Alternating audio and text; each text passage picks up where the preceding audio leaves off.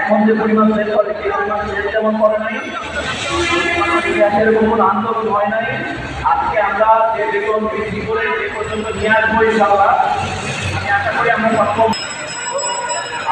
আমরা সবথেকে রাখতে পারি, তাই না? বিশ্বাস করি তো আমরা ইনশাআল্লাহ আমাদের দাবিগুলো মানুষের কোম্পানি বাধ্য হবে, কারণ হচ্ছে আমাদের যৌক্তিক দাবি। অযৌক্তিক কোনো দাবি আমাদের মধ্যে আছে। এতদিন আমরা কিছু পরবর্তীতে আমরা এটা রিভাইজ করে আমাদের যৌক্তিক দাবিগুলো সক্ষম হয়েছি। এখন আমাদের যে 16টি দাবি আছে প্রত্যেকটাই যৌক্তিক দাবি, আমার আপনার প্রাণের দাবি। আমাদের সকল টিএসও ভাই, টিএসএম, আরএসএম, এসএম থেকে শুরু করে সকলের যারা বিভোটার প্রত্যেকটা ভাইয়ের প্রাণের দাবি এটা।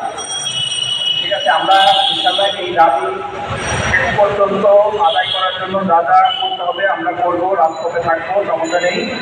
এবং এই দাবি আদায়ের জন্য আরও একটা বিষয় সামনে চলে আসছে, যে ব্যক্তিগুলো আমাদের বিরোধিতা করছিল সেই ব্যক্তিগুলোর পদত্যাগ।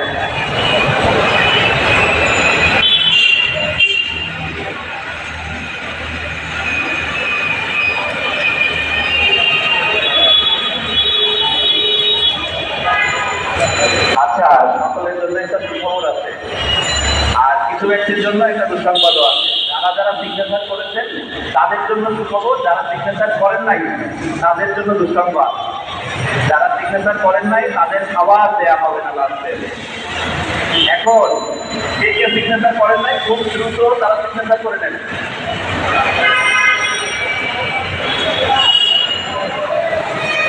এখানে যারা আরএসএম, ডিএসএম, ডেপুটি